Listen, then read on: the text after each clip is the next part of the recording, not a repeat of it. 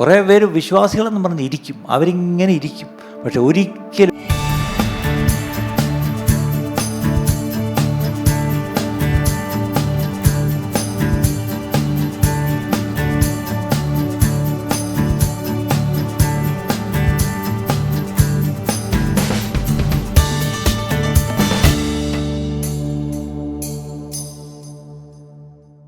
ഈ ദിവസങ്ങൾ പ്രത്യേകിച്ച് ഞാൻ പലയിടത്തും സഞ്ചരിക്കുമ്പോഴും പലരോട് സംസാരിക്കുമ്പോഴും എനിക്കൊരു കാര്യം മനസ്സിലായി. ഈ നാളുകളും സഭയിൽ ഏറ്റവും വേണ്ടിയിരിക്കുന്നത് മറ്റെന്തിനെക്കാളും ദൈവവചനത്തിൻ്റെ മായം ചേർക്കാത്ത, കലർപ്പില്ലാത്ത നിർമ്മല സുവിശേഷം അല്ലേ, അല്ലെങ്കിൽ ഈ ദൈവവചനം അത് ശരിയായി ഈ പറഞ്ഞ പോലെ പൊരുൾ തിരിച്ചു കൊടുക്കേണ്ട ആവശ്യമുണ്ടായിരിക്കുന്നു. പൗലോസ് തിമോത്തിയോസിനോട് ഒരിക്കൽ പറയുന്നുണ്ട്, you should rightly divide the truth അല്ലേ. നീ ശരിക്കും ദൈവവചനം നന്നായി പറഞ്ഞു കൊടുക്കണം, പഠിപ്പിക്കണം, പ്രസംഗിക്കണം. ഇതാണ് ദൈവവചനത്തിൽ, പ്രത്യേകിച്ച് ദൈവവചനത്തോടുള്ള ബന്ധത്തിൽ പറഞ്ഞിരിക്കുന്ന കാര്യങ്ങൾ. അതിൽ നമ്മൾ ഒരു വിട്ടുവീഴ്ചയും ചെയ്യാൻ പാടില്ല എന്നുള്ളത് എനിക്ക് ഇപ്രാവശ്യത്തെ യാത്രയിൽ എനിക്ക് ഒന്നുകൂടെ മനസ്സിലായി. ഒരു കാരണവശാലും അതിലൊരു ഗൗരവം കുറയ്ക്കരുത്. കാര്യം ശക്തമായി ദൈവവചനം പറയണം. പക്ഷെ ദൈവവചനം പറയുമ്പം പലപ്പോഴും എല്ലായിടത്തും ദൈവവചനം പറയുന്നുണ്ട്, എല്ലാവരും ദൈവവചനം കേൾക്കുന്നുണ്ട് ഒരു വശത്ത്. പക്ഷേ ആ ദൈവവചനം കേട്ടിട്ട് എന്തുകൊണ്ട് ഒരു ശക്തി ലഭിക്കുന്നില്ല? അല്ലെങ്കിൽ വേറൊരു വാക്കി പറഞ്ഞാൽ ദൈവവചനം എന്തുകൊണ്ട് രൂപാന്തരത്തിലേക്ക് ജനത്തെ കൊണ്ടുവരുന്നില്ല, അല്ലെങ്കിൽ ഒരു മാറ്റത്തിന്, അല്ലെങ്കിൽ ചിലപ്പം ഒരു മാനസാന്തരത്തിന് എന്തുകൊണ്ട് ദൈവവചന ശുശ്രൂഷ കൊണ്ട് ഇടയാകുന്നില്ല എന്നൊരു ചോദ്യം നമ്മുടെ ഉള്ളിലുണ്ട്.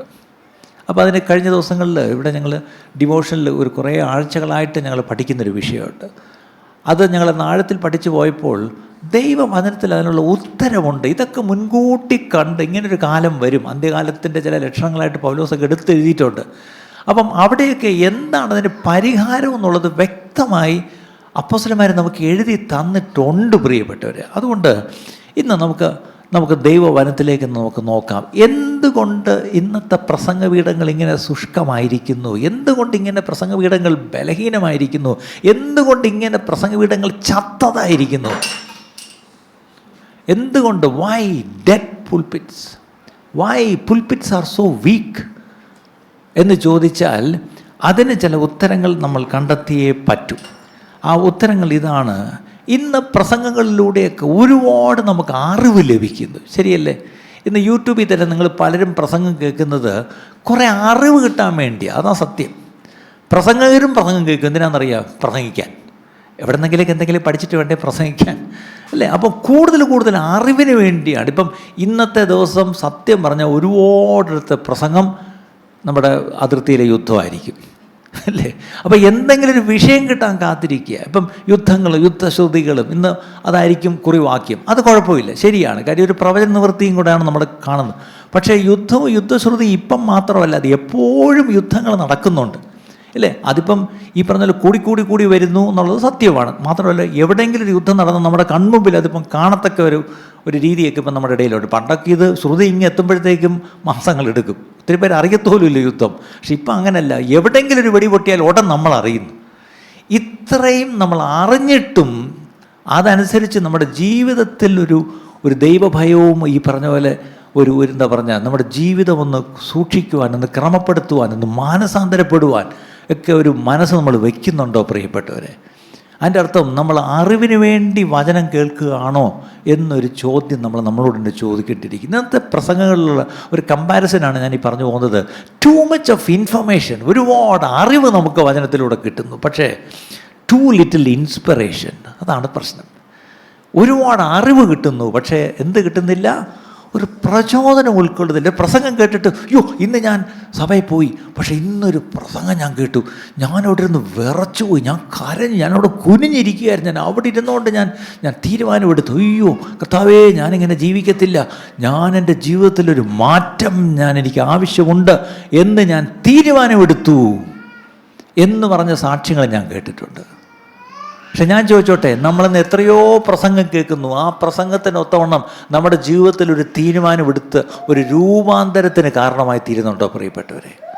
എൻ്റെ ജീവിതത്തിൽ പാപത്തെക്കുറിച്ചൊരു ബോധ്യം ദൈവം എനിക്ക് തന്നു. അത് എനിക്കറിയത്തില്ലായിരുന്നു ഞാൻ ചെയ്യുന്നത് പാപമാണെന്ന്. പക്ഷേ ഇന്ന് ഞാൻ കേട്ട ദൈവവചനം എന്നോട് തന്നെ സംസാരിക്കുന്ന പോലെ തോന്നി. എൻ്റെ ഉള്ളിൽ കുത്തുകൊണ്ടു എന്ന കാര്യം പറയുന്നുണ്ടോ പ്രിയപ്പെട്ടവരെ? ഇന്ന് അങ്ങനെയുള്ള പ്രസംഗങ്ങൾ കുറഞ്ഞു പോയിരിക്കുന്നു പ്രിയപ്പെട്ടവരെ. നമ്മുടെ പ്രാർത്ഥന ഈ ദിവസങ്ങൾ അങ്ങനെ ആയിരിക്കണം. കർത്താവേ, പ്രസംഗപീഠങ്ങളിലെല്ലാം കർത്താവെ ദൈവവചനം ശക്തിയോടെ ഘോഷിക്കപ്പെടട്ടെ കർത്താവെ. ചില വാക്യങ്ങൾ നമുക്കൊന്ന് വായിക്കാം. 1 കൊരിന്ത്യർ 2-ാം അധ്യായം 4-5 വാക്യം. 1 Corinthians chapter 2 verse 4 and 5. 1 കൊരിന്ത്യർ 2-ാം അധ്യായം 4-5. നിങ്ങളുടെ വിശ്വാസത്തിന് മനുഷ്യരുടെ ജ്ഞാനമല്ല. നിങ്ങളുടെ വിശ്വാസത്തിന് മനുഷ്യരുടെ ജ്ഞാനമല്ല. ഇനി ഞാനൊരു സത്യം പറയട്ടെ. ഞാൻ ഈ രക്ഷിക്കപ്പെട്ട് പ്രത്യേകിച്ച് വരുന്ന പല വിശ്വാസികളെ ഞാനൊന്ന് അടുത്ത് പരിചയപ്പെട്ട് അവരോടൊക്കെ ഒന്ന് സംസാരിച്ചൊന്ന് മനസ്സിലാക്കിയെടുക്കുമ്പോൾ ഒരു കാര്യം മനസ്സിലായി. അവർ രക്ഷിക്കപ്പെട്ടു എന്നവർ പറയുന്നു. ഇപ്പോൾ അവർ പെട്ടോ ഇല്ലയോ എന്ന് നമുക്കൊട്ട് വിധിക്കാനും ബുദ്ധിമുട്ടുണ്ട്. പക്ഷേ പലപ്പോഴും മനുഷ്യരുടെ ജ്ഞാനം കൊണ്ടാണ് അവർ രക്ഷിക്കപ്പെട്ടിരിക്കുന്നത്. കാര്യം മനസ്സിലായോ? ആരോ വന്ന് അവരോട് യേശുവിനെ പറ്റി പറഞ്ഞു, ആരോ കുറച്ച് വചനമൊക്കെ തുറന്നിങ്ങനെ പറഞ്ഞു കൊടുത്തു, ആരോ അവർക്ക് ചില അറിവുകളൊക്കെ കൊടുത്തു. ഇങ്ങനെ പോയാൽ ശരിയാകത്തില്ല എന്ന് പറഞ്ഞു, ഇങ്ങനെ ഇരുന്നാൽ പോരാ, നിങ്ങളിതനുസരിച്ച് നിങ്ങൾ ചെയ്യണം, നിങ്ങൾ രക്ഷിക്കപ്പെടണമെന്നൊക്കെ പറഞ്ഞു. അല്ലെങ്കിൽ സാറിന് ഇന്ന് ഒരാളോട് രക്ഷിക്കപ്പെടണമെന്നൊക്കെ പറയുന്നതിനേക്കാളും നിങ്ങൾ ഞങ്ങളുടെ പള്ളിയിൽ വരണം കേട്ടോ. ഇതാണൊരു വലിയ പ്രശ്നം അല്ലേ? ഈ പറഞ്ഞ കാടും മലയും താണ്ടി ചെന്ന് അനേകരെ വിളിച്ച് പള്ളിയിൽ കൊണ്ടുവരും. പക്ഷേ പ്രശ്നം അവർ ഈ പറഞ്ഞ പോലെ അവർ മനുഷ്യരുടെ ജ്ഞാനം കൊണ്ട് രക്ഷിക്കപ്പെട്ടവരാണ്. ആരൊക്കെയോ അവരോട് കടം മാറുമെന്ന് പറഞ്ഞു, രോഗം മാറുമെന്ന് പറഞ്ഞു, പ്രശ്നങ്ങളൊക്കെ തീരുമെന്ന് പറഞ്ഞു, മക്കളുടെ കാര്യമൊക്കെ ശരിയാവുമെന്ന് പറഞ്ഞു. ശരിയെങ്കിൽ നോക്കിയേക്കാം. കാരണം അവർ പലയിടത്ത് പോയി നോക്കിയതാ. അപ്പോൾ ഇതും കൂടെ നോക്കിയേക്കാം എന്ന് പറഞ്ഞുകൊണ്ട് എന്ത് ചെയ്തു? അവർ വന്നു. പണ്ടൊരിക്കൊരു പെണ്ണ് കാണാനൊരു ചെറുക്കൻ പോയി. അപ്പോൾ അവിടെ ചെറുക്കൻ രക്ഷിക്കപ്പെട്ടതാണ്. അപ്പം പെണ്ണിൻ്റെ അപ്പൻ അവരത് രക്ഷിക്കപ്പെട്ടില്ല. പക്ഷെ പെണ്ണ് പഠിക്കാനെങ്ങാണ്ട് പോയിട്ട് രക്ഷിക്കപ്പെട്ടോ എന്നൊരു സംശയം. അങ്ങനെ ഒരു ബ്രോക്കർ പറഞ്ഞിട്ടായി പയ്യൻ പോയിരിക്കുന്നത്. അപ്പോൾ അവിടെ ചെന്നപ്പം ഈ പയ്യനകത്തൊരു ചെറിയൊരു ഇത്, ഈ രക്ഷിക്കപ്പെട്ടയാണ് പിന്നെ എങ്ങനെയാണ് ചോദിക്കുന്നത്? അപ്പനാണെങ്കിൽ അയാൾ വന്നിരുന്ന് ഭയങ്കര വർത്താനം, എങ്ങനെയാണ് ചോദിക്കുന്നത് മോള് രക്ഷിക്കപ്പെട്ടോ എന്ന്. അപ്പോൾ അവസാനം ഇവൻ ബ്രോക്കറിനെ കുത്തുക, ചോദിക്കുക ഉടനെ അവസാനം അയാൾ വെച്ച് എന്തുവാ വല്ലതും ചോദിക്കാനുണ്ടോ? ബ്രോക്കർ പറഞ്ഞു, സാറേ അത് ഈ പയ്യനെ ഇവന് നല്ല ജോലിയാണ് ഇന്നടുത്താ, അവൻ ഈ പറഞ്ഞ പോലെ എന്തുവാടാ ഈ രക്ഷിക്കപ്പെട്ടതാ. അപ്പം അങ്ങനെ വല്ലതും പെട്ടതാണോ മോൾ, അതാ ചോദിക്കുന്നത്. ഉടൻ പുള്ളിക്ക് ഈ പയ്യനെ വിടാൻ മനസ്സില്ല. കാര്യം നല്ല ജോലി, നല്ല അത് വേണേ അവൾ അതും അങ്ങ് പെടും.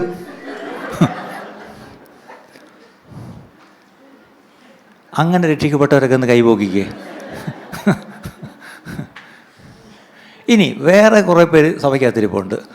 ഈ നമ്മൾ പറയത്തില്ലേ പെട്ടുപോയി, അതുപോലെ രക്ഷിക്കപ്പെട്ടുപോയി അല്ലേ? അങ്ങനെ പെട്ടവരും ഉണ്ട് സഭയിൽ അല്ലേ?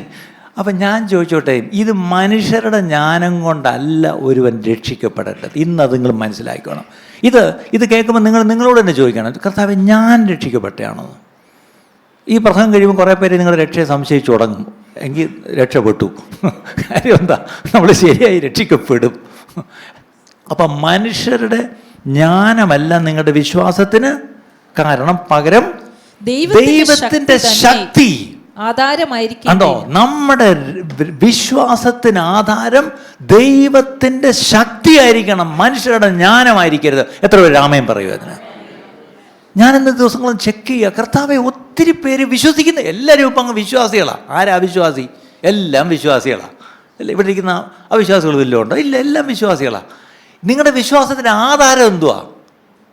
ആരൊക്കെയോ നിങ്ങളോട് പറഞ്ഞ കുറേ കാര്യങ്ങൾ, ചിലപ്പോൾ നിങ്ങൾ കേട്ട യൂട്യൂബിൽ കേട്ട പ്രസംഗം, ഇതൊക്കെയാണ് പറയുന്നത്. പക്ഷെ അല്ല, മനുഷ്യരുടെ ജ്ഞാനമല്ല നമ്മുടെ വിശ്വാസത്തിന് ആധാരം, ദൈവത്തിൻ്റെ ശക്തി. അതുകൊണ്ട് പൗലോസ് എന്താ തന്നെ പറ്റി പറയുന്ന അടുത്തത്? എന്റെ വചനവും എന്റെ പ്രസംഗവും ജ്ഞാനത്തിന്റെ വശീകരണ വാക്കുകളാൽ അല്ല, ആത്മാവിന്റെയും ശക്തിയുടെയും പ്രദർശനത്താൽ അത്രേ ആയിരുന്നത്. എന്നോട് പലരും ചോദിക്കാറുണ്ട്, ഈ വാക്യം വായിക്കുന്ന സഹോദരി ആരാന്ന്? ഒരു ദിവസം മുന്നോട്ട് വിളിച്ചൊന്ന് പരിചയപ്പെടുത്താം. എന്നോട് ഇപ്രാവശ്യം ഗൾഫിലും ചോദിച്ചാരാണ്, ആ സഹോദരിയുടെ നല്ല വായനയാണെന്ന്. ആരാണ്ട് കണ്ണിട്ട്, അതുകൊണ്ടാണ് തെറ്റിപ്പോയത്.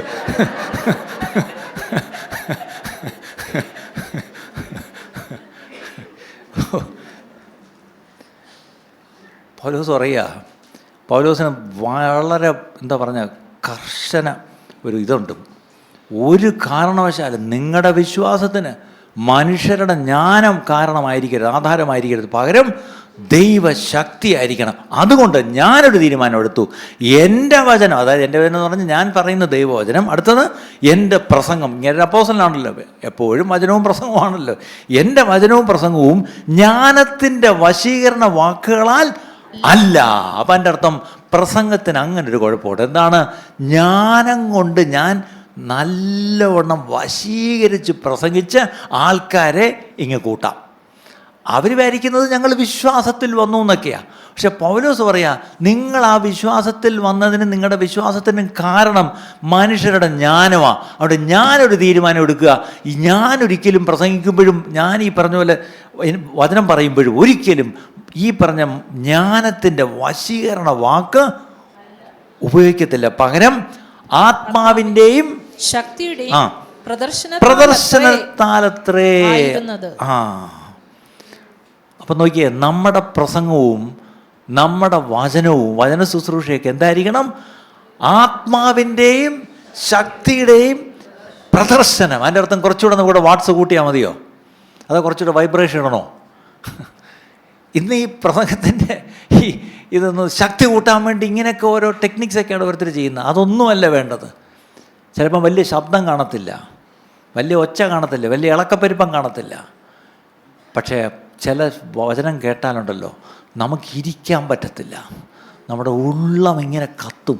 വേറെ ചിലപ്പം കൊത്തും, വേറെ ചിലപ്പം കരയും, വേറെ ചിലപ്പം നമ്മൾ നെടുമ്പാട് വീഴും. അങ്ങനെയുള്ള വചന ശുശ്രൂഷ ഉണ്ട് പ്രിയപ്പെട്ടവർ. അതിൻ്റെ അർത്ഥം ഒത്തിരി ഒച്ച പറയുന്നെന്നോ, അല്ലെങ്കിൽ ഒത്തിരി സ്പീഡിൽ പറയുന്നെന്നോ, അല്ലെങ്കിൽ ഒത്തിരി പ്രാസം ഒപ്പിച്ച് പറയുന്നെന്നോ ഒന്നുമല്ല, അല്ലെങ്കിൽ കടിച്ചാൽ പൊട്ടാത്ത വാക്കുകൾ കൂട്ടി പറയുന്ന ഒന്നുമല്ല. ആത്മാവിൻ്റെയും ശക്തിയുടെയും പ്രദർശനത്താൽ അത്രേ ആയിരുന്നത്. അതിൻ്റെ അർത്ഥം ദൈവവചനം പറയുമ്പം ഒരാത്മാവിൻ്റെ ശക്തി അവിടെ പ്രവർത്തിക്കും. അത് പ്രവർത്തിക്കുമ്പം അത് എവിഡൻ്റായിട്ട്, അത് വിസിബിളായിട്ട് കാണും. അതുകൊണ്ടാണ് പ്രദർശനം എന്ന് പറയുന്നത്. അത് നമ്മൾ കാണിക്കുന്ന ഷോ അല്ല. When you preach the word of God, something will happen. It will be so evident and we can see it. ഞാൻ പറഞ്ഞൊരു കഥ നിങ്ങൾ ശ്രദ്ധിച്ചിട്ടുണ്ടോ? ഞാൻ ഇടയ്ക്ക് ഞാനത് വായിച്ചതൊരു ബുക്കിൽ. വർഷങ്ങൾക്ക് മുമ്പ് ഒരു വിദേശീയനായ ഒരു മനുഷ്യൻ ഇവിടെ ഒന്ന് പ്രസംഗിച്ചു. കേരളത്തിലാണ്. അദ്ദേഹത്തിന് തർജ്ജമക്കാരനായിട്ടൊരു ലോക്കൽ ഒരാളാണ്. അദ്ദേഹം പ്രസംഗിച്ചുകൊണ്ടിരുന്നപ്പം ഏതാ വിഷയമെന്നറിയത്തില്ല, പക്ഷേ തീർച്ചയായിട്ടും നിരക്കുന്നതിനെ പറ്റിയാണ്. അതായത് റിക്കൺസൈലിങ് വിത്ത് പീപ്പിൾ, ഇതായിരിക്കണം. അദ്ദേഹം ഈ പറഞ്ഞ പോലെ സ്പിരിറ്റ് ഫീൽഡ് പ്രീച്ചറൊന്നും അല്ല കേട്ടോ. കാര്യം ഇവിടെ പെന്തക്കോസ്ത് ഈ കേരളത്തിൽ വരുന്നതിന് മുമ്പുള്ള കാലഘട്ടമാണ്. അന്നും ഒരു ചെറിയ ഉണർവൊക്കെ കേരളത്തിലുണ്ടായിട്ടുണ്ട്, ഓർക്കണം. ആ കൂട്ടത്തിലാണ് അന്നത്തെ മർത്തോമാ സഭയുടെ ഒരു തിരുമേനി ഇദ്ദേഹത്തെ വരുത്തിയതാണ് പ്രസംഗിക്കാൻ വേണ്ടി. അതായത് മാനസാന്തരം ഞങ്ങളുടെ സഭയിൽ ആവശ്യമായിരിക്കുന്നു എന്നുള്ള ബോധ്യത്തിൽ മാനസാന്തര പ്രസംഗകരെ വിളിച്ചു വരുത്തി പ്രസംഗിപ്പിച്ചിട്ടുണ്ട്. തമിഴ്നാട്ടിൽ നിന്ന് ചിലരെ വരുത്തിയിട്ടുണ്ട്. ആ കൂട്ടത്തിൽ ഈ വന്ന ഒരാൾ വിദേശത്ത് നിന്ന ഒരാളാണ്. അദ്ദേഹം പ്രസംഗിച്ചപ്പം തദ്ദേശീയനായ ഒരാൾ തർജ്ജമ ചെയ്തപ്പം ഈ പ്രസംഗം ഇങ്ങനെ പോകുന്നു, ഇദ്ദേഹം തർജ്ജമ ചെയ്തു പോകുന്നു. എവിടെയോ എത്തിയപ്പം പെട്ടെന്ന് തർജ്ജമക്കാരൻ പറഞ്ഞു, ഒന്ന് നിൽക്കണേ, ഒരു ബ്രേക്ക് വേണം. അപ്പോൾ ഇദ്ദേഹം വിചാരിച്ചു ഇദ്ദേഹത്തിന് എന്തോ ഒരു ബ്രേക്ക് എന്ന് പറഞ്ഞപ്പം പെട്ടെന്ന് ഇങ്ങനെ കാണിച്ചാൽ എന്തോ ആയിരിക്കും. അപ്പം അദ്ദേഹം പറഞ്ഞു ഓക്കെ. ഇദ്ദേഹം ഓടി ആ കൂട്ടത്തിലേക്ക് ചെന്നിട്ട് അവിടെ മൂലയിരിക്കുന്ന ഒരാളെടുത്ത് നിന്നിട്ട് ഏതാണ്ടെന്ന് പറഞ്ഞിട്ട് കെട്ടിപ്പിടിച്ചിട്ട് തിരിച്ചിങ്ങ് വന്നു. എന്നിട്ട് പറഞ്ഞു ബാക്കി പ്രസംഗിക്കാം, ഞാൻ തർജ്ജമ ചെയ്യാം. അപ്പം പ്രസംഗം പറഞ്ഞെന്ന്, ദൈവാത്മാവ് തൻ്റെ പ്രവൃത്തി തുടങ്ങി, ഇനിയിപ്പം പ്രസംഗത്തിൻ്റെ ആവശ്യമില്ല. അതിൻ്റെ അർത്ഥം എന്തായിരുന്നു?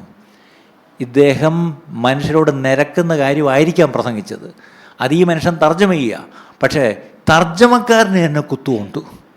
അദ്ദേഹത്തിന് തർജ്ജമ ചെയ്യാൻ വയ്യ. അദ്ദേഹം പറഞ്ഞു, സാഹിബ് നീക്കി ഞാൻ പോയത് നിരന്നോട്ട് കൊണ്ടൊരുത്തൻ അവിടെ ഇരിക്കുന്നു, ഇവനെൻ്റെ ശത്രുവാണ്, ഇവനുമായിട്ട് എനിക്കൊരു ചെറിയ പ്രശ്നമുണ്ട്. ചെന്ന് നിരന്നിട്ട് തിരിച്ചു വന്നപ്പോൾ സാഹിബ് പറഞ്ഞു, ഇനി എന്തിനാണ് പ്രസംഗിക്കുന്നത്? ദൈവം അവിടെ പ്രവർത്തിച്ചു തുടങ്ങി എന്ന് പറഞ്ഞു. ഞാൻ ചോദിച്ചോട്ടെ, പ്രസംഗത്തിനിടയ്ക്ക് ആരെങ്കിലും അങ്ങോട്ടും ഇങ്ങോട്ടും എഴുന്നേറ്റ് പോയി എന്തെങ്കിലും ഇതുപോലൊക്കെ ചെയ്തിട്ടുണ്ടോ? ഇങ്ങനെയൊക്കെ ആയിരുന്നു പഴയ കാലത്ത്. ഇതുപോലെ സഭായത്തിന് വരുമ്പോൾ ഇതുപോലെ ചില പ്രസംഗം കേൾക്കുമ്പം എഴുന്നേറ്റ് പോയി വിലവിളിച്ച് വാവിട്ട് നിലവിളിച്ചൊക്കെ നിരക്കുമായിരുന്നു, ക്ഷമ ചോദിക്കുമായിരുന്നു, തിരികെ കൊടുക്കുമായിരുന്നു, മടക്കി കൊടുക്കും. ഈ പറഞ്ഞ പോലെ ഒരുപാട് കാര്യങ്ങൾ നടക്കുമായിരുന്നു. അതെന്താണ്? ആ നടന്നതൊക്കെ എന്താ? ആത്മാവിൻ്റെ ശക്തിയുടെയും പ്രദർശനമാണ്. ഇന്ന് നമ്മളെ ആരോ പഠിപ്പിച്ചു, ഇതൊന്നുമല്ല പ്രദർശനം, കുറേ അന്യഭാഷ കടന്നുകൂടെ ചാടി, അപ്പോഴത്തേക്കും ഡ്രം വാടി. പണ്ടൊരിക്കൽ കോട്ടയത്തൊരു വലിയ ഉണർവുള്ള ചർച്ചിൽ വലിയ ഉണർവ് കിടക്കുക. അപ്പോൾ ആ ഇടയ്ക്ക് അവിടെ ഒരു ഡ്രംസ് മേടിച്ചു. ഇതുപോലത്തെ ഡ്രംസ് അല്ല, മറ്റേ കമ്പ് വെച്ച് അടിക്കുന്നത് 3-4 ഉണ്ടല്ലോ. അപ്പോൾ അതൊരു പയ്യനാണ് അടിക്കുന്നത്. അപ്പം ഒരു ദിവസം ഈ പയ്യൻ, അവൻ കോളേജിലങ്ങോട്ട് പഠിക്കുക, അവനൊരിക്കൽ രാത്രി ഒരു സെക്കൻഡ് ഷോയ്ക്ക് പോയി. ഇവനെ കമ്പൈൻ സ്റ്റഡിക്കെന്ന് പറഞ്ഞ പോലെ ഇറങ്ങിയായിരിക്കും. അവനവിടെ ചെന്ന് സെക്കൻഡ് ഷോയ്ക്ക് പോയി. സെക്കൻഡ് ഷോ ഒക്കെ കഴിഞ്ഞ് ഇവൻ സിനിമ വിട്ടിറങ്ങി ബസ് സ്റ്റാൻഡിലോട്ട് വന്നപ്പം ആ ചർച്ചിലെ തന്നെ ഒരു സഹോദരൻ, അദ്ദേഹം അങ്ങോട്ടൊരു കൺവെൻഷന് പ്രസംഗിച്ചിട്ട് അവിടെ വന്ന് ഇറങ്ങിയപ്പോൾ ഇവൻ തിയേറ്റർ വിട്ട് വരുന്ന കൂട്ടത്തിൽ ഇവനും ഇങ്ങനെ വരുന്നു. പെട്ടെന്ന് പിടി കിട്ടി. ഇവൻ ഈ സമയത്ത് ഇവിടെ നിന്ന് വരണമെങ്കിൽ തിയേറ്ററിൽ നിന്നാണ് വരുന്നത്, വേറെ ഒന്നുമല്ല. എടാ മോനെ, എവിടെ പോയടാ? അവിടെ അവനൊന്ന് പരിങ്ങി. അയ്യോ അങ്കിൾ കണ്ടു. എടാ മോനെ, നീ സിനിമയ്ക്ക് പോയോ? അയ്യോ എടാ മോനെ, നമ്മുടെ സഭ ഒരു ഉണർവുള്ള സഭയല്ലയോ എടാ? പ്രത്യേകിച്ച് ഈയിടെയായിട്ട് നമ്മുടെ സഭ ആത്മാവിൻ്റെ വലിയ പ്രദർശനമൊക്കെ ഉള്ളതല്ലയോ? അതിനിടയ്ക്ക് നീ ഒരു ചെറുപ്പക്കാരൻ മാതൃകയാകേണ്ട ഇങ്ങനെ സിനിമയ്ക്ക് എങ്ങനെടാ നീ പോയത്? അവൻ കൂടെ ഇയാൾ പറയുന്നത്, നമ്മുടെ സഭ ഒരു ഉണർവുള്ള സഭയല്ലയോ മോനെ? അങ്ങനെയുള്ള സഭയെന്ന് നീ എങ്ങനെയാടാ പോകുന്നേ മോനെ? അവൻ കുറേ നേരം കേട്ടാൻ പറഞ്ഞ്, അങ്കിളെ ഈ ഉണർവെന്ന് ഒരുപാട് അങ്കിൾ പറയണ്ട. നമ്മുടെ സഭയിലെ ഉണർവൊക്കെ ഞാൻ അടിക്കുന്ന ഡ്രമ്മിൻ്റെ കമ്പിൻ്റെ അറ്റത്താണ്. ഞാൻ കൂട്ടുമ്പം കൂടും, ഞാൻ കുറയ്ക്കുമ്പം കുറയും. അതുകൊണ്ട് ദയവ് ചെയ്ത് നമ്മുടെ ചർച്ചിലെ ഉണർവ് എൻ്റെ ഇവിടെ കമ്പില്ലല്ലോ, ഉണ്ട്, ദയവ് ചെയ്ത് ഇവിടുത്തെ ഉണർവ് കൂട്ടുകയും കുറയ്ക്കുകയും ചെയ്യരുത് ഡ്രം അടിച്ച്. ആ പയ്യൻ സത്യമോ പറഞ്ഞ്. ഈ കേട്ട ആള് പിന്നെ മിണ്ടിയില്ല. ശരിയല്ലേ? പയ്യൻ പറഞ്ഞ കറക്റ്റാ. അങ്ങളെ ഉണർവെന്ന് പറഞ്ഞത് നിങ്ങളീ പറയുന്നതാണ് ഉണർവെങ്കിൽ അതെൻ്റെ കയ്യിലായിരിക്കുന്നത്. I control the revival, I control the spiritual atmosphere in our church. ഞാൻ എന്തിനകത്ത് പറഞ്ഞതെന്നറിയാമോ? ആത്മാവിൻ്റെയും ശക്തിയുടെയും പ്രദർശനം ബഹളത്തിലല്ല, ജീവിത രൂപാന്തരങ്ങളിലാണ്, മാനസാന്തരങ്ങളിലാണ്, റിക്കൺസിലിയേഷൻസ്, യോജിപ്പുകൾ, എന്താണ് നിരപ്പുകൾ. നിരപ്പിൻ്റെ ശുശ്രൂഷയാണല്ലോ ക്രിസ്തീയ ശുശ്രൂഷ എന്ന് പറയുന്നത്. അങ്ങനെയെങ്കിൽ ഈ മാതിരി നിരപ്പിൻ്റെ ശുശ്രൂഷയൊക്കെ സഭയ്ക്കുള്ളിൽ നടക്കുന്നെങ്കിൽ അത് ആത്മാവിൻ്റെയും ശക്തിയുടെയും ശുശ്രൂഷകളാണ്. അല്ലാതെ വശീകരണ വാക്കുകൾ പറഞ്ഞ് പ്രസംഗിച്ചുകൊണ്ടും വചനം പറഞ്ഞുകൊണ്ടും ഇരുന്നാൽ പ്രശ്നം എന്താണെന്ന് വെച്ചാൽ, കുറേ പേര് വിശ്വാസികളെന്ന് പറഞ്ഞ് ഇരിക്കും, അവരിങ്ങനെ ഇരിക്കും, പക്ഷെ ഒരിക്കലും ഒരു രൂപാന്തരം അവരുടെ ഉള്ളിൽ ഉണ്ടാവത്തില്ല. അതുകൊണ്ട് ഈ ദിവസങ്ങളിൽ നമ്മുടെ പ്രാർത്ഥന, കർത്താവേ ദൈവവചനം ആര് ശുശ്രൂഷിച്ചാലും കർത്താവേ അവിടെ ആത്മാവിൻ്റെ ഒരു ശുശ്രൂഷ കാണണം. അടുത്തൊരു വാക്യം കൂടെ നമുക്ക് നോക്കാം. 1 കൊരിന്ത്യർ 4-ാം അധ്യായം 20-ാം വാക്യം. 1 Corinthians 4:20. 1 കൊരിന്ത്യർ 4-ാം അധ്യായം 20-ാം വാക്യം. ദൈവരാജ്യം വചനത്തിലല്ല, ദൈവരാജ്യം വചനത്തിലല്ല, ശക്തിയിലത്രേ ആകുന്നു. അവിടെ വചനത്തിലല്ല എന്ന് പറയുമ്പോൾ ഇംഗ്ലീഷ് നിങ്ങൾ ശ്രദ്ധിച്ചു. വചനത്തിലല്ല, ദൈവത്തിലല്ല എന്നുള്ള അർത്ഥത്തിലല്ല. It's not in words but it's in power. അല്ലേ? ഇന്നത്തെ പ്രശ്നം ഈ ദൈവരാജ്യം ശക്തിയോടെയാണ് വരുന്നത്, അല്ലെങ്കിൽ ശക്തിയാൽ അത്രേ ആകുന്നത്. ഇന്ന് നമ്മൾ പറയുന്നൊരു ദൈവരാജ്യം എന്ന് പറയുന്നത് ശരിക്കും പറഞ്ഞാൽ ഇത് ഒരു ഇൻ വേർഡ്സ് ആണ് നമ്മൾ പറയുന്നത്. അത് കണ്ടിട്ട് ആർക്കും അതിനോടൊരു താല്പര്യം തോന്നത്തില്ല പ്രിയപ്പെട്ടവരെ. അതാണ് നമ്മുടെ പ്രശ്നം. ഒരു വാക്കിനൊരു കൂട്ടത്തിൽ വായിച്ചേക്കാം. പത്രോസിൻ്റെ പറയുന്നൊരു വാക്കാണ്. 2 പത്രോസ് 1:16. 2 Peter 1:16. ഞങ്ങൾ നമ്മുടെ കർത്താവായ യേശുക്രിസ്തുവിന്റെ ശക്തിയും യേശുക്രിസ്തുവിന്റെ ശക്തിയും പ്രത്യക്ഷത. 2 പ്രത്യക്ഷത. അന്ന് യേശു ആദ്യം വന്ന പ്രത്യക്ഷതയാണെന്ന് ഓർക്കണം. കർത്താവ് വന്നു, മരിച്ചു, അടക്കപ്പെട്ടു എന്നുള്ള ആ വിവരം പറയും. അതാണല്ലോ അവർക്ക് പറയുന്ന സുവിശേഷം. നിങ്ങളോട് അറിയിച്ചത് നിർമ്മിത കഥകളെ പ്രമാണിച്ചിട്ടല്ല, നിർമ്മിത കഥകളെ പ്രമാണിച്ചിട്ടല്ല, അവന്റെ മഹിമ കണ്ട സാക്ഷികളായി തീർന്നിട്ടത്രേ. കണ്ടോ? അപ്പോൾ ഒരാൾ യേശുവിനെ പറ്റി പറയണമെങ്കിൽ തീർച്ചയായിട്ടും ആ യേശുവിൻ്റെ മഹിമ കണ്ട സാക്ഷിയായിരിക്കണം. പത്രോസ് യേശുവിൻ്റെ കൂടെ നടന്ന ആ മഹിമ കണ്ട ആളാണ്, പ്രത്യേകിച്ച് ആ മറുവ മലയിൽ മഹിമ കണ്ട ആളൊക്കെയാണ്. അതായിരിക്കും പുള്ളി ഉദ്ദേശിക്കുന്നത്. ഇന്നൊരു പക്ഷേ നമ്മൾ അങ്ങനെ യേശുവിൻ്റെ കൂടെ നടന്നവരോ ഒന്നും ആയിരിക്കത്തില്ല. പക്ഷേ നമ്മുടെ ജീവിതത്തിൽ യേശു വന്നിട്ടുണ്ടെങ്കിൽ, ഞാൻ മാനസാന്തരപ്പെട്ട ഒരു വ്യക്തിയാണ്, ഞാൻ പരിശുദ്ധാത്മാവിനെ പ്രാപിച്ചൊരു വ്യക്തിയാണെങ്കിൽ ഞാനും ആത്മാവിലെ മഹിമ കാണുന്നവനാണ്. അങ്ങനെയുള്ള ഞാൻ ഈ പറഞ്ഞ പോലെ എന്ത് ചെയ്യും? ആ യേശുവിൻ്റെ ശക്തിയെക്കുറിച്ചായിരിക്കും പറയുന്നത്. പക്ഷേ ആ ശക്തിയെക്കുറിച്ചും പ്രത്യക്ഷതയെക്കുറിച്ചും ഞാൻ പറയുമ്പം അവിടെ നോക്കിയ നിർമ്മിത കഥകളൊന്നും ആവശ്യമില്ല. ഇന്നാണേ പറയാം നിർമ്മിത ബുദ്ധി ആവശ്യമില്ല. ഈ ഇടയ്ക്ക് എൻ്റെ ഒരു കൂട്ടുകാരനൊരു തമിഴ്നാട്ടിലൊരു സഹോദരനുണ്ട്. അദ്ദേഹം ഈ ഇടയ്ക്ക് നന്നായിട്ട് പ്രസംഗിക്കുകയും നന്നായിട്ട് എഴുതുകയും ചെയ്യുന്ന ആളാണ്. അപ്പോൾ അദ്ദേഹം ഒരു പ്രസംഗം എഴുതിക്കൊണ്ടിരുന്നപ്പം ഇയാൾക്ക് ചുമ്മാ ഒരു രസം തോന്നി, ഈ പ്രസംഗം ഒന്ന് AI ഒന്ന് സഹായിക്കാൻ പറഞ്ഞാലോ എന്ന് പറഞ്ഞിട്ട് പുള്ളി ഈ ടോപ്പിക് അങ്ങോട്ട് കൊടുത്തിട്ട് പറഞ്ഞു, ഒരു പ്രസംഗം ഒന്ന് ഉണ്ടാക്കി തരാമോ? ഇയാളങ്ങോട്ട് ടോപ്പിക് അടിച്ചു തീർന്നില്ല, പ്രസംഗം ഇങ്ങ് വന്നു. ഇദ്ദേഹം എടുത്തു നോക്കിയപ്പം ഇദ്ദേഹത്തിൻ്റെ പ്രസംഗം ഒന്നിനും കൊള്ളത്തില്ല. ഇദ്ദേഹം വിട്ടുപോയ പോയിൻറ്റും കൂടെ ചേർത്ത് ഒന്നുകൂടെ പൊലിപ്പിച്ച് നല്ല അടിപൊളിയായിട്ട് നല്ല ആച്ചട്ടായിട്ട് നല്ല അടുക്കടുക്കായിട്ട് നിർമ്മത ബുദ്ധി താണ്ട് പ്രസംഗം കൊടുത്തു. ഇത് കേട്ടപ്പോൾ നിങ്ങൾക്ക് എന്ത് തോന്നി? ഓ സ്തോത്രം, ഇനിയിപ്പം പണി എളുപ്പമായി. കാര്യം എന്താ കേട്ടോ, AI നമുക്ക് വേണ്ടി നല്ല പ്രസംഗം ഉണ്ടാക്കി തരും. ദയവ് ചെയ്ത് AI ചെന്ന് പ്രസംഗം നിർത്തുകൊണ്ട് വരരുത്, അല്ലേ? ഇങ്ങനത്തെ കാലത്താ. അന്ന് നിർമ്മിത കഥകളായിരുന്നു, ഇന്ന് താണ്ട് നിർമ്മിത ബുദ്ധി തന്നെ ഉണ്ട്, ആർട്ടിഫിഷ്യൽ ഇൻ്റലിജൻസ് തന്നെ ഉണ്ട്, അല്ലേ? ഇതൊന്നുമല്ല ദൈവത്തിൻ്റെ ശക്തിയും പ്രത്യക്ഷതയും. കർത്താവ് ജഡത്തിൽ ഇവിടെ വന്ന് അവതരിച്ചു. യേശു ദൈവത്തൻ ഇവിടെ വന്നു, അല്ലേ? ഇവിടെ വന്നു, ജീവിച്ചു, മരിച്ചു, അടക്കപ്പെട്ടു, ഉയർത്തെഴുന്നേറ്റു, പോയി, ഇനിയും വരും. ഇതൊക്കെ നല്ല പ്രാഗൽഭ്യത്തോടെ നമ്മൾ പറയണം പ്രിയപ്പെട്ടവരെ. അത് പറയാതെ നമ്മൾ ഏതെങ്കിലും ഈ മനുഷ്യരുടെ ജ്ഞാനത്തിൽ വിശ്വസിച്ച് രക്ഷിക്കപ്പെട്ടു എന്ന് പറഞ്ഞിരുന്നാൽ ചിലപ്പോൾ നമ്മളെയും വഞ്ചിക്കും. നമ്മൾ ഇതൊക്കെ തന്നെയാണ് പിന്നെ എല്ലാവരോടും പറഞ്ഞു നടക്കുന്നത്. ഞാൻ ഒരിക്കൽ ചോദിച്ചില്ലേ, നിങ്ങളൊക്കെ സുവിശേഷം പറഞ്ഞ് എനിക്കൊന്ന് കേട്ടാൽ കൊള്ളാം, എന്തുവാണ് ഈ പറഞ്ഞു പിടിപ്പിക്കുന്നതെന്നൊന്ന് കേട്ടാൽ കൊള്ളാം, അല്ലേ? ശരിക്കും എന്താണ് ഈ സുവിശേഷം? അതിന് തന്നെ ഒരു ക്ലാസ് ഒന്നുകൂടെ എടുക്കേണ്ടിയിരിക്കുന്നു ശരിക്കും. പ്രത്യേകിച്ച് ഈ ചർച്ചിലൊക്കെ ഒരുപാട് പുതിയ ആൾക്കാർ രക്ഷിക്കപ്പെട്ടൊക്കെ വന്നുകൊണ്ടിരിക്കുമ്പം എല്ലാവരുടെ സ്റ്റാർട്ടിങ് പോയിൻറ്റ്സ് ഒരുപോലെ അല്ല. അപ്പോൾ അതിനുവേണ്ടി ചില ട്രെയിനിങ് ഈ ദിവസങ്ങൾ പ്രത്യേകിച്ച് ഈ ക്ലസ്റ്റേഴ്സിൽ കൂടെ അത് നമ്മൾ ഒന്ന് ഇൻട്രൊഡ്യൂസ് ചെയ്യാൻ ഉദ്ദേശിക്കുന്നുണ്ട്. അടുത്തൊരു വാക്യം കൂടെ വായിക്കാം. സഭാപ്രസംഗി എക്ലീസിയാസ്റ്റിസ് 12:12, 12:12. സഭാപ്രസംഗി 12:12. ജ്ഞാനിയായ മനുഷ്യൻ പറയുക, എന്നാൽ എൻ്റെ മകനെ പ്രബോധനം കൈക്കൊള്ളുക. പ്രബോധനം, അതായത് ഈ പറഞ്ഞ പോലെ ദൈവത്തിൽ നിന്നുള്ള ആലോചന എന്ത് ചെയ്യണം? നീ കൈക്കൊള്ളണം. അടുത്തത്, പുസ്തകം ഓരോന്നുണ്ടാക്കുന്നതിന് അവസാനമില്ല. പുസ്തകം ഇങ്ങനെ ഉണ്ടാക്കിക്കൊണ്ടിരിക്കും. ഇപ്പം നമ്മുടെ AI ഉണ്ടായി, ഇനി എന്തൊക്കെ ഉണ്ടായി വരുമെന്നറിയാം. ഇതിനൊന്നും ഒരു കുറവുമില്ല. Things will come on like this, it will keep on coming. പക്ഷേ അടുത്തത്, അധികം പഠിക്കുന്നത് ശരീരത്തിന് ക്ഷീണം തന്നെ. ദൈവമേ, ഇവിടെ ഇപ്പം പിള്ളേരില്ലാത്തതുകൊണ്ട് കൊള്ളാം.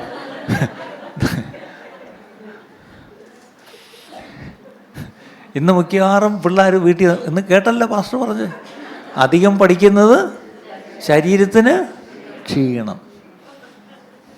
അതെങ്ങനെ? നിങ്ങൾ പാലും മുട്ടയും അടിച്ചു കൊടുത്ത് ഇങ്ങനെ കൂടിയിരിക്കുകയല്ലേ? കൊച്ചു പ്രോട്ടീൻ കൊടുത്ത്, പ്രോട്ടീൻ ഡ്രിങ്ക് കൊടുത്ത്, അല്ലേ? ഇവിടെ പറയും അധികം പഠിച്ചാൽ ശരീരത്തിന് ക്ഷീണം. ഇങ്ങനൊരു വാക്യമുള്ള കാര്യം പിള്ളേർ അറിഞ്ഞില്ല ഇവർ, അല്ലേ? അപ്പം ഇതാണ് പ്രശ്നം. നമ്മൾ ഈ സഭയിലും പ്രസംഗപീഠത്തിലും ഒരുപാട് പഠിച്ചിട്ട്, അല്ലേ, ഈ മനുഷ്യകഥയും നിർമ്മിത കഥയും എല്ലാം പഠിച്ചിട്ട് ഇതുകൊണ്ട് ഇങ്ങനെ വിളമ്പിക്കൊണ്ടിരുന്നാൽ ഇത് കേട്ട് ആൾക്കാർക്കും ഇപ്പം എന്താ ക്ഷീണമായി. കാര്യം ഉള്ള ഒരു ജീവനും കൂടെ പോയി കിട്ടി ഇപ്പം സഭയിൽ. കാര്യം അത്രയ്ക്ക് അറിവാണിപ്പം ഈ പറഞ്ഞൊരു വിളമ്പന്ത്. ഇപ്പം യൂട്യൂബിലൊക്കെ എടുത്ത് നോക്കിയാൽ ഞാൻ ചില പ്രസംഗമൊക്കെ കേട്ടാൽ ഞാനൊരു നന്ദം പെടുത്തി, ഇതെന്തുടേ. കാരണം ഒത്തിരി അറിവിപ്പോൾ ഉണ്ട്. അറിവ് നല്ലതാണെന്ന് ചോദിച്ചാൽ അത്ര നല്ല അല്ല.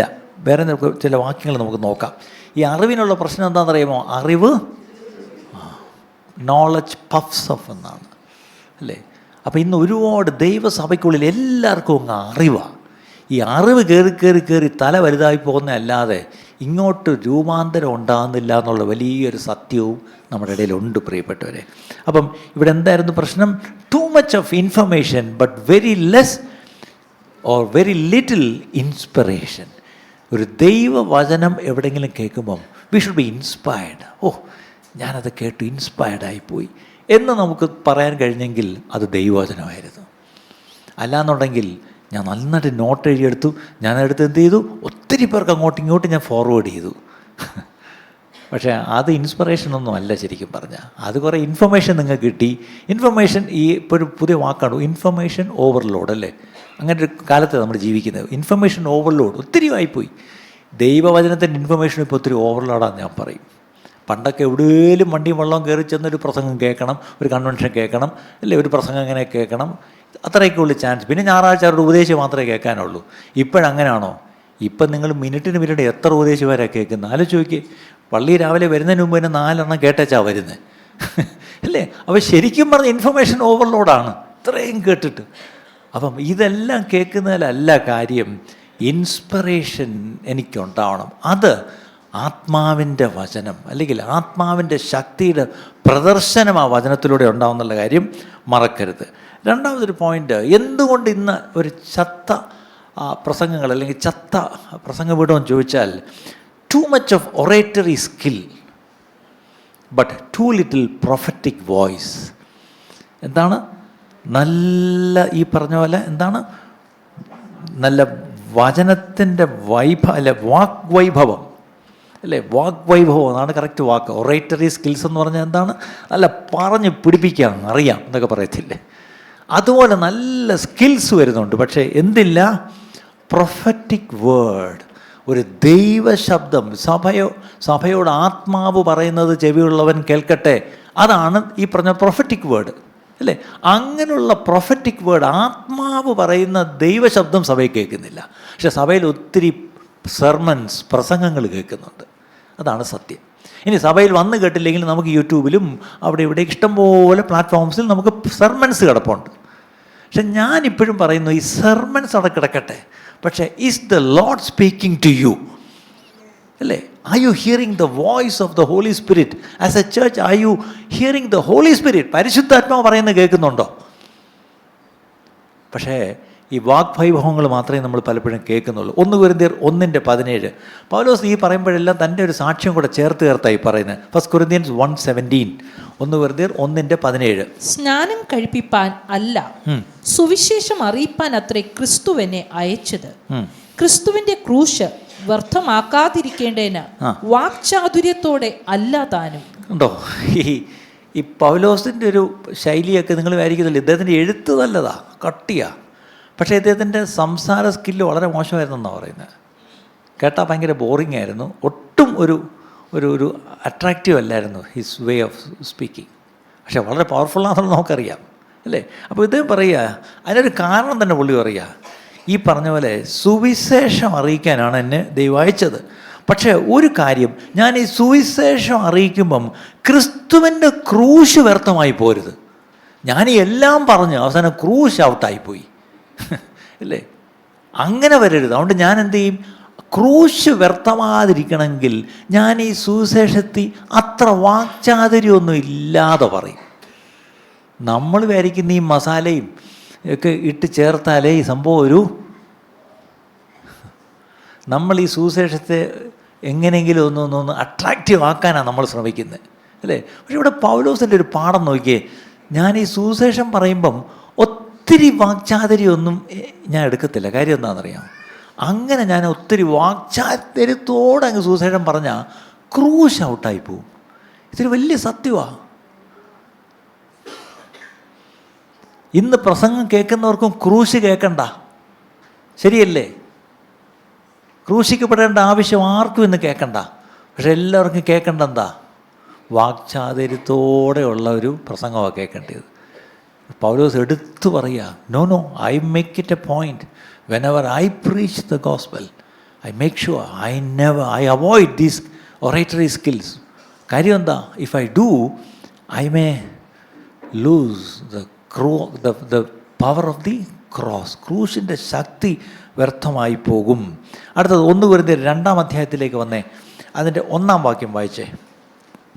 ഞാനും സഹോദരന്മാരെ നിങ്ങളുടെ അടുക്കൽ വന്നപ്പോൾ വചനത്തിൻ്റെയോ ജ്ഞാനത്തിൻ്റെയോ വൈഭവം കൂടാതെ അത്രേ ദൈവത്തിന്റെ സാക്ഷ്യം നിങ്ങളോട് പ്രസ്താവിപ്പാൻ വന്നത്. ഇദ്ദേഹം തൻ്റെ സാക്ഷ്യം പറയും, ഞാൻ നിങ്ങളുടെ അടുത്ത് വന്നപ്പോഴേ സഹോദരന്മാരെ, എനിക്ക് ഈ വചനത്തിൻ്റെയോ ജ്ഞാനത്തിൻ്റെയോ വൈഭവം കൂടാതെ അത്രേ ദൈവത്തിൻ്റെ സാക്ഷ്യം നിങ്ങളോട് പ്രസ്താവിപ്പാൻ വന്നത്.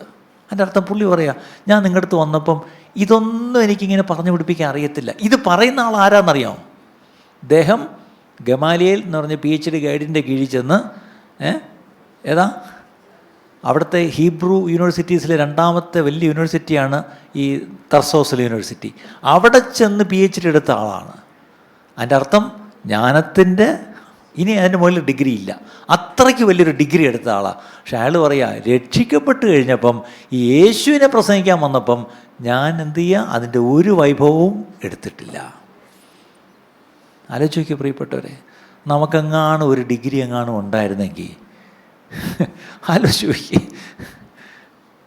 തിയോളജിയിലെങ്ങാനും ഒരു ഡോക്ടറേറ്റ് നമുക്ക് ഉണ്ടായിരുന്നെങ്കിൽ പിന്നെ നമ്മുടെ പ്രസംഗമൊക്കെ വേറെ ലെവലായിപ്പോയേനെ അല്ലേ? പൗലോസ് പറയാ, എനിക്ക് ഡിഗ്രി ഇല്ലാഞ്ഞിട്ടല്ല, അതൊക്കെ ഉണ്ട്, പക്ഷേ അതൊന്നും ഞാൻ എടുത്തിട്ടില്ല. സുവിശേഷം പറയാൻ ഞാൻ തുടങ്ങിയപ്പം അതൊന്നും ഞാൻ എടുത്തിട്ടില്ല. കാരണം അദ്ദേഹത്തിന് പേടിയാണ്, ക്രൂശ് വ്യർത്ഥമായി പോവോ. 12ഉം 13ഉം കൂടെ വായിച്ചേ. 1 കൊരിന്ത്യർ 2:12-13. നാമോ ലോകത്തിന്റെ ആത്മാവിനെ അല്ല, ദൈവം നമുക്ക് നൽകിയത് അറിവാനായി ദൈവത്തിൽ നിന്നുള്ള ആത്മാവിനെ അത്രേ പ്രാപിച്ചത്. അത് ഞങ്ങൾ മാനുഷ്യജ്ഞാനം ഉപദേശിക്കുന്ന വചനങ്ങളാൽ അല്ല, ആത്മാവ് ഉപദേശിക്കുന്ന വചനങ്ങളാൽ തന്നെ പ്രസ്താവിച്ചുകൊണ്ട് ആത്മീകന്മാർക്ക് ആത്മീകമായത് തെളിയിക്കുന്നു. ഇത് ഇച്ചിരി മനസ്സിലാക്കാൻ ഇച്ചിരി പ്രയാസം പോലെ തോന്നുന്നു അത് വായിച്ച. നാമോ ലോകത്തിൻ്റെ ആത്മാവിനെ അല്ല, പകരം ദൈവം നമുക്ക് നൽകിയതറിവാനായി ദൈവത്തിൽ നിന്നുള്ള ആത്മാവിനെ അത്രയേ പ്രാപിച്ചത്. അപ്പം നോക്കിയേ, ലോകത്തിൻ്റെ ആത്മാവ്, ദൈവത്തിൻ്റെ ആത്മാവ്. എത്ര പേർക്ക് അത് മനസ്സിലായി? നമ്മളെല്ലാം ചിന്തിക്കുന്നത് പരിശുദ്ധാത്മാവല്ലെങ്കിൽ പിന്നെ മറ്റവൻ. ഇവിടെ പൗലോസ് പറയാ, മറ്റവിടെ നിൽക്കട്ടെ, ലോകത്തിൻ്റെ ആത്മാവെന്നൊരു ആത്മാവുണ്ട്. ഇത് നമ്മൾ വിട്ടുപോകുന്നു. പലപ്പോഴും നമ്മൾ ഈ ലോകത്തിൻ്റെ ആത്മാവിനെ ദൈവത്തിൻ്റെ ആത്മാവായിട്ട് നമ്മളങ്ങ് കൂട്ടും, നമ്മളങ്ങനെ അങ്ങ് തെറ്റിദ്ധരിക്കും. ഇന്ന് പലപ്പോഴും ദൈവത്തിൻ്റെ ആത്മാവെന്ന് നമ്മൾ ചിന്തിക്കുന്ന പലതും ലോകത്തിൻ്റെ ആത്മാവിലാണ് പ്രവർത്തിക്കുന്നത്. പിശാചിനെ തൽക്കാലം കൂട്. ലോകവും ജഡവും പിശാചെന്നല്ലേ നമ്മൾ 3 ശത്രുക്കളെ പറ്റി പറയുന്നത്. അതിൽ പിശാചുണ്ട്, പക്ഷേ ഈ പിശാചിൻ്റെ ആത്മാവ് നമുക്കറിയാം. പക്ഷെ ലോകത്തിൻ്റെ ആത്മാവിലും നമ്മൾ ഈ പറഞ്ഞ പോലെ ഒന്ന് പ്രസംഗിക്കും. ലോകത്തിൻ്റെ ആത്മാവ് പ്രാപിച്ചിട്ടും നമ്മൾ സുവിശേഷം പറയും. ലോകത്തിൻ്റെ ആത്മാവിലും നമ്മൾ പ്രബോധിപ്പിക്കും. അതായി പ്രശ്നം. പ്രസംഗിക്കുന്ന എല്ലാവർക്കും എന്നോടുൾപ്പെടെ ദൈവത്തിൻ്റെ ആത്മാവിൻ്റെ ഒരു ഒരു ഒരു ഒരു ഒരു വാണിങ്ങാണ് തരുന്നത്. കാര്യം ലോകത്തിൻ്റെ ആത്മാവിനാലും നമുക്ക് പ്രസംഗിക്കാൻ പറ്റും. നമ്മൾ സഭയായിട്ട് പ്രാർത്ഥിക്കേണ്ട, കർത്താവേ, ഞങ്ങളുടെ പ്രസംഗപീഠങ്ങളിലൊന്നും ലോകത്തിൻ്റെ ആത്മാവിൽ ഉള്ള പ്രസംഗങ്ങൾ വേണ്ട, ദൈവാത്മാവിലുള്ള പ്രസംഗങ്ങൾ മതി കർത്താവേ എന്ന് നമുക്കൊന്ന് പ്രാർത്ഥിക്കാം. അടുത്തത് 13-ാം വാക്യം. അത് ഞങ്ങൾ മാനുഷ്യജ്ഞാനം ഉപദേശിക്കുന്ന വചനങ്ങളാലല്ല, ആത്മാവ് ഉപദേശിക്കുന്ന വചനങ്ങളാൽ തന്നെ. അതിൻ്റെ അർത്ഥം മാനുഷ്യജ്ഞാനം ഉപദേശിക്കുന്ന വചനം. അങ്ങനെ ഒരു വചനവുമുണ്ട്. എന്താണ് മാനുഷ്യജ്ഞാനം ഉപദേശിക്കുന്ന വചനം?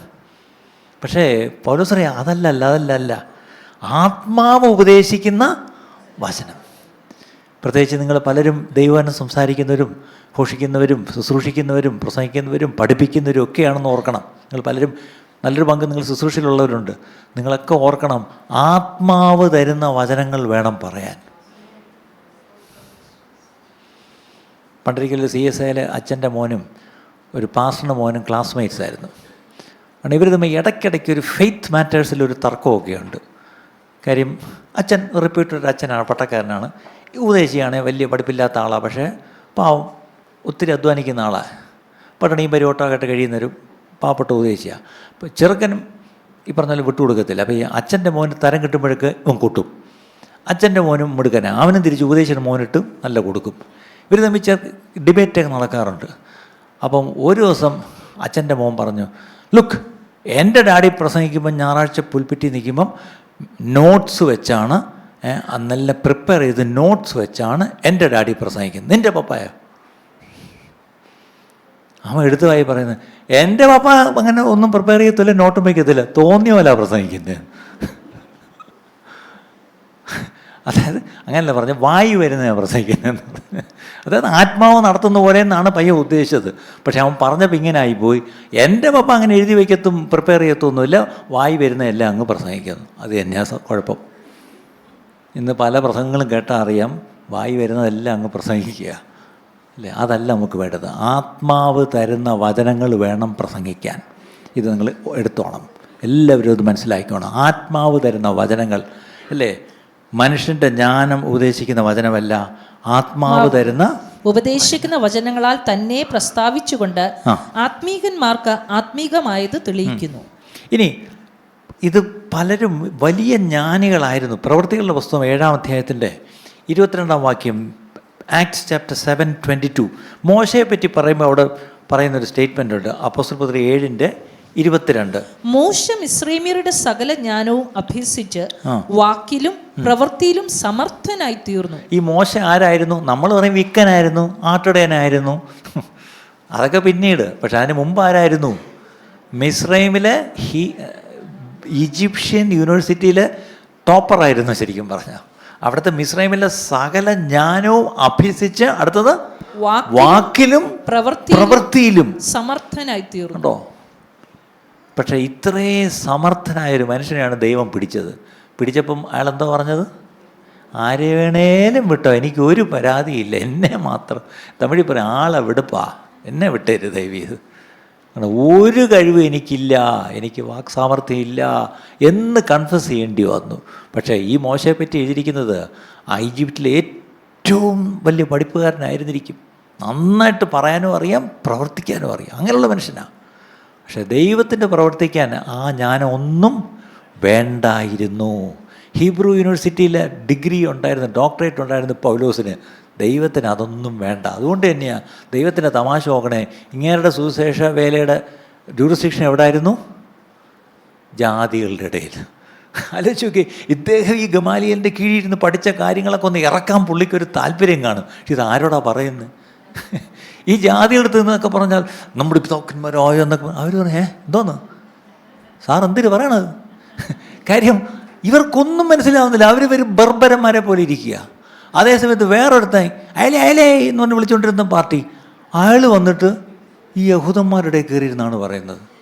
ആ കേൾക്കുന്നവന്മാരോ ഈ ഇതെല്ലാം സ്ക്രോളെല്ലാം പഠിച്ച് തലയ്ക്കകത്ത് വെച്ചിരിക്കുന്ന എല്ലാ ഡിഗ്രി ഹോൾഡേഴ്സാണ് ഇരിക്കുന്നത്. പക്ഷേ സാധാരണ ഒരു മുക്കുവൻ വന്നതാണ്ട് സൂസൈഡ് പ്രസംഗിക്കുന്നത്. ദൈവത്തിൻ്റെ തമാശ ഇതൊക്കെയാണ്. ഞാനായിരുന്നെങ്കിൽ ഇവരെ അസൈൻ ചെയ്തിരുന്നെങ്കിൽ പൗലോസിനെ യഹൂദന്മാരുടെ ഇടയിലേക്കും പത്രോസിനെ, എന്നിട്ട് പോലും പത്രോസ് ജാതിയിലെടുത്ത് പോകാൻ പറഞ്ഞപ്പോൾ പോയില്ല. കണ്ടോ? അപ്പോൾ ഇതാണ് ഗോഡ്സ് ഹ്യൂമർ എന്ന് ഞാൻ ചിലപ്പോൾ ഇത് പറയും അല്ലേ. നമ്മുടെ ജ്ഞാനം കൊണ്ട് ഒരാളെയും രക്ഷയിലേക്ക് വരുത്താൻ പറ്റത്തില്ല.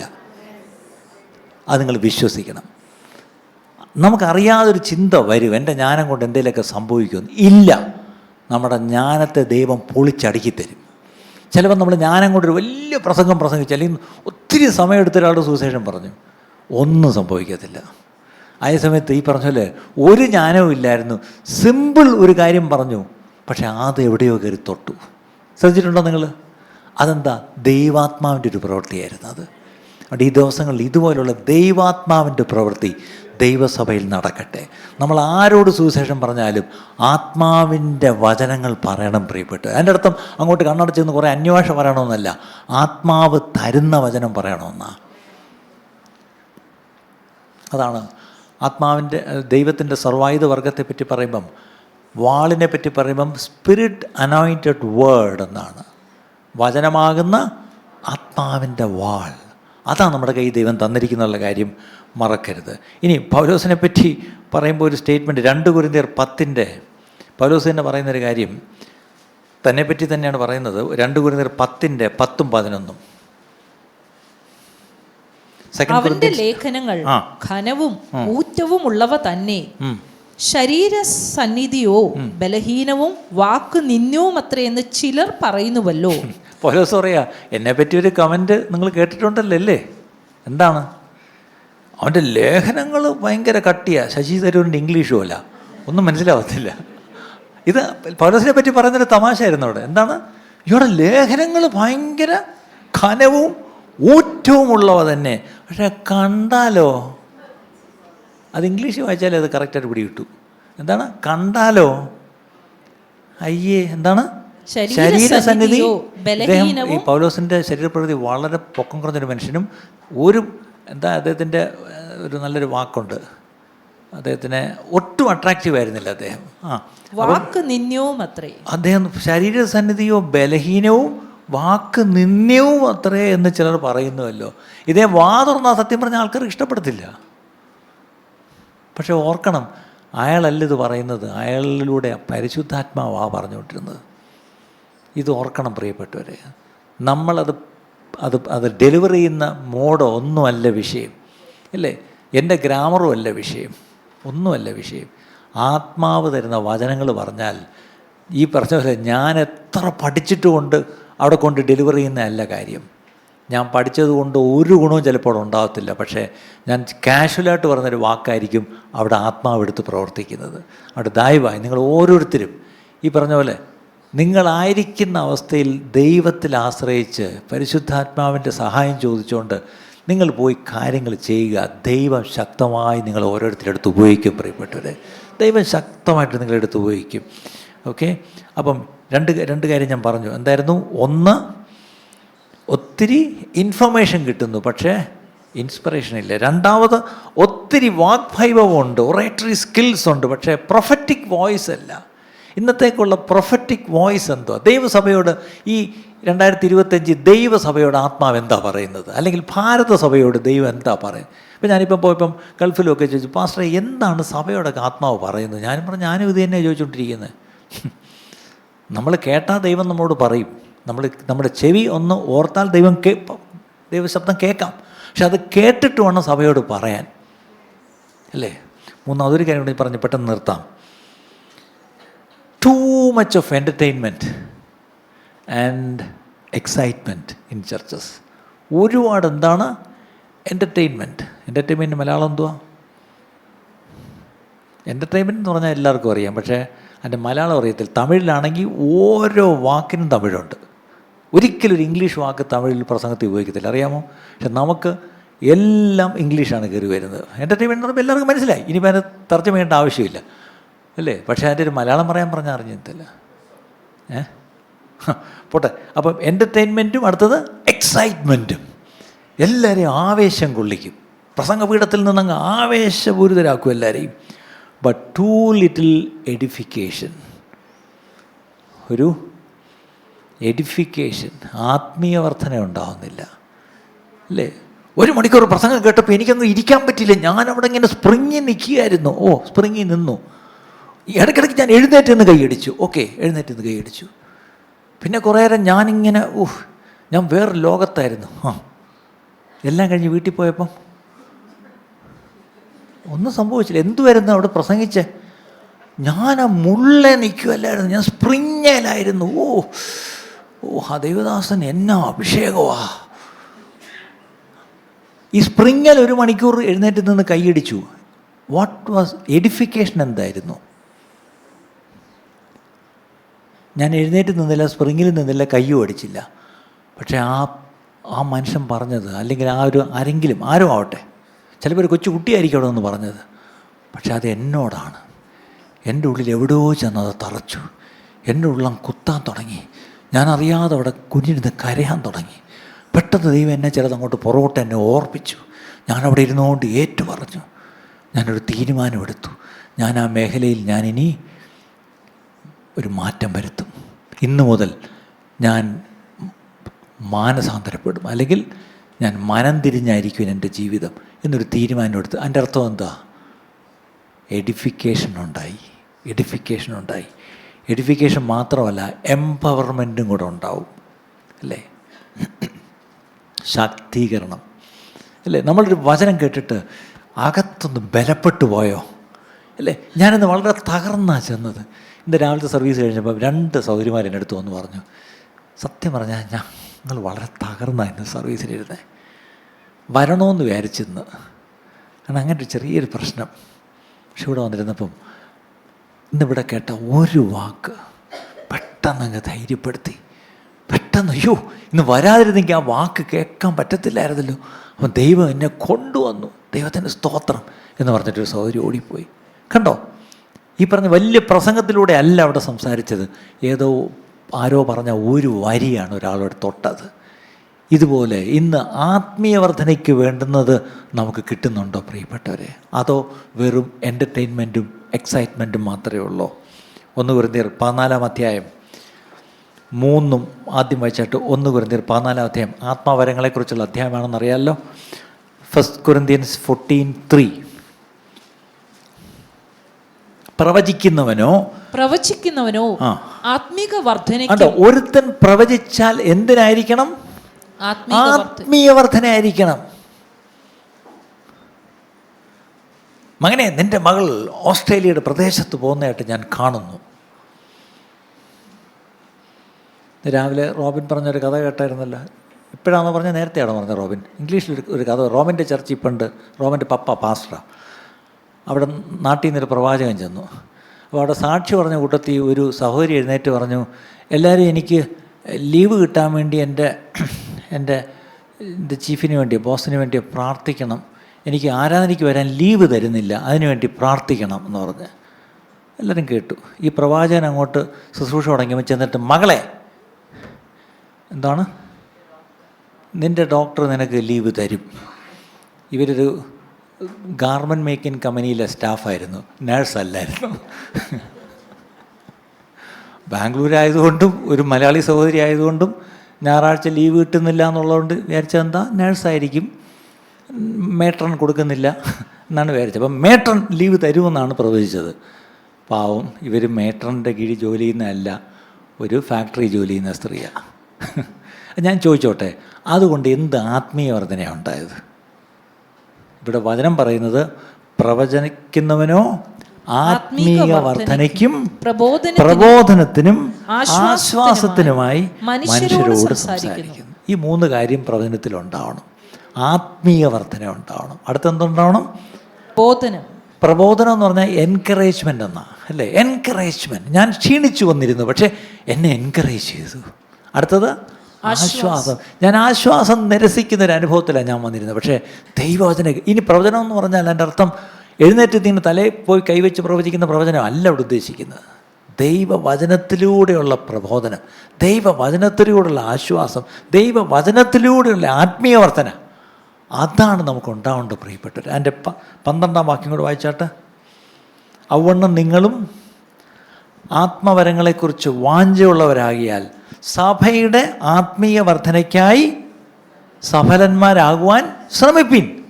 നോക്കണേ, അപ്പം ആത്മവരങ്ങൾ ഒരു സഭയിൽ ആർക്കെങ്കിലും കിട്ടിയാൽ അവർക്ക് എന്തിനായിട്ട് ആത്മവരം കൊടുത്തു എന്ന് ചോദിച്ചാൽ സഭയുടെ ആത്മീയ വർധനയ്ക്കാണ്. ഇന്നത്തെ പ്രശ്നം, ഈ സഭയിൽ ഇപ്പോൾ ഒരു ആത്മീയ വരം കിട്ടി, അയാൾ ഒറ്റച്ചാട്ടത്തിന് ഓടിച്ചെന്നൊരു ഫ്ലക്സ് ബോർഡ് അടിച്ച് വെച്ച് അപ്പുറത്ത് പോയി ഒരു മീറ്റിംഗ് തുടങ്ങി എങ്ങനെ ഇരിക്കും?